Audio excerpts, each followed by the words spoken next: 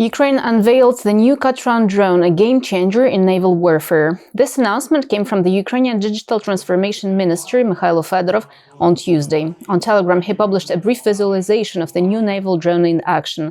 Although information regarding military operations of the drone is classified, Fedorov wrote it has already shaken up the doctrine of maritime war. Katran's developers, military armored company Hub, armed the vessel with torpedoes, a minigun, an air defense system, and other weaponry. The drone is also equipped with a trap dispenser that comes bundled with state-of-the-art friend or foe recognition software. Russian forces dropped 3 guided aerial bombs on Kurtivka village in the Donetsk region, killing a 3-year-old girl and her mother, reported the head of the Donetsk Regional Military Administration Vadim Filashkin on Tuesday. Ой, мой ребеночек, да? Так, подожди. Слушаем ее. Что она будет... Потерпи, пожалуйста. Как где болит, говори. The woman's other child, 15, was taken to hospital with shrapnel wounds and a fractured hip. Аккуратно, раз, все, не спеша. Все. The family were at the playground when the attack occurred, said the regional prosecutor's office, who have already opened an investigation into this war crime. More proof of Russia's prolongation of the war was seen over Ukrainian skies throughout the night, wrote President Zelenskyy on Telegram. He stressed that Russian forces attacked Ukraine with 117 drones, mostly Shahed type, with a large number being shot down by Ukrainian defenders. Zelenskyy stated that carrying out such large-scale strikes after ceasefire negotiations means to show everyone in the world that Moscow is not going to make real peace. Strong steps from the world and more pressure and sanctions on Russia, particularly from the US, are needed to stop Russian attacks, added Zelenskyy. Following negotiations in Riyadh, the US and Ukraine have agreed to develop a mechanism to prohibit strikes on both Ukrainian and Russian energy infrastructure. According to the Ukrainian Minister of Defense and delegation participant Rustem Umerov, the bilateral technical consultations in the Saudi capital were focused on the security of energy and critical infrastructure, safe navigation in the Black Sea, and the release and return of Ukrainian prisoners and children. Ми не вражаємо їх енергетику. We don't hit their energy, they don't hit our energy. I think there are a million questions. Honestly, I think there are a million questions and details. But today, it sounds like each side is not using the weapons against the energy sector of the other side. We have separately handed over the list of all our facilities, just in case. We have listed the facilities that we believe cannot be attacked. Talking about the agreement, President Zelenskyy said that the mutual ban on strikes against energy facilities and the ceasefire in the Black Sea are to come into effect after the White House releases statements on the results of talks in Saudi Arabia. As for the sea, we are talking about peace at sea and free navigation. We are not talking about military targets. They cannot move. We are talking about cargo shipping, the kind of shipping that we have and should have, free navigation of civilian vessels. Ukraine's Minister of Defense also underlined that all movement by Russia of its military vessels outside the eastern part of the Black Sea will be regarded as a violation of the commitment to ensure safe navigation of the Black Sea and a threat to the national security of Ukraine. In this case, Kyiv will have full right to exercise self-defense. Two separate agreements with Ukraine and Russia were published on the official White House website. Following discussions with Kyiv, it also stated that all parties agreed to continue working towards achieving a durable and lasting peace. Additionally, the US reiterated its support to help achieve the exchange of prisoners of war, the release of civilian detainees, and the return of forcibly transferred Ukrainian children.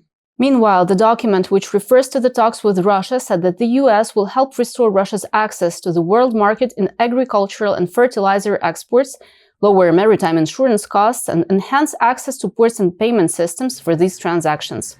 Shortly after the outcomes were published, the Kremlin released a statement that Moscow has agreed to a Black Sea ceasefire, stressing it would not come into effect until sanctions are lifted from financial institutions involved in international food and fertilizer trade, as well as from producers, exporters, and Russian-flagged vessels transporting these goods. Additionally, the Kremlin published a list of facilities in Russia and Ukraine that are subject to a temporary moratorium on strikes, as agreed upon by both Russian and US officials. The list includes oil refineries, oil and gas pipelines, as well as storage facilities, power generation and transmission infrastructure, including power plants, nuclear power plants, and dams of hydroelectric power stations. Moscow also stated that the temporary moratorium will be in effect for 30 days, starting from March 18. While asked about the negotiations in Riyadh, US President Trump stated that he believes Washington has made a lot of progress. We're in deep discussions with Russia and Ukraine, and I would say it's going well, but it's a situation we should have never had to even think about, should have never happened. Trump also said that his administration is currently assessing the conditions outlined by the Kremlin for implementation of the Black Sea Agreement.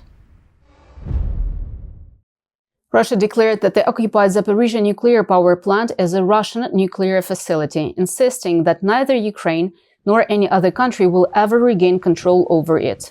This was claimed by Russia's foreign ministry on March 25th. Moscow stated that the return of the station to the Russian nuclear industry is a long-established fact, which the international community has no choice but to recognize, adding that transferring the plant over to Ukraine or any other country is impossible. The ministry alleged that even the workers at the plant are Russian citizens and thus cannot share oversight of the facility with other foreign teams. However, following the second round of Ukrainian-US negotiations in Riyadh on Tuesday, President Zelenskyy stated that the nuclear power plant in Enerhodar will simply not function without the Ukrainian side. He mentioned there is a whole city near the plant that suffered Russia's invasion after Moscow troops blew up the dam and cut off water access.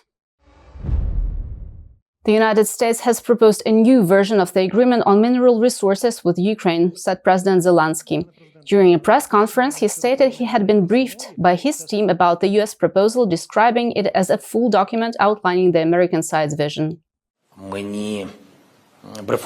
team briefed me on the new agreement. As of now, this is a large, comprehensive agreement that reflects the US approach, building on previous steps. You may recall the framework agreement. Typically, a full agreement follows that. This time, the US has presented a complete version from the outset. Zelenskyy added that the Ukrainian side has not yet reviewed the full details of the proposed agreement. He noted that before any decisions are made, the contents must be thoroughly analyzed. I'm yet to see it, but I'm sure that such a document will be worked on by both sides and then passed through Parliament for ratification. A nuclear power station is not in there, by the way.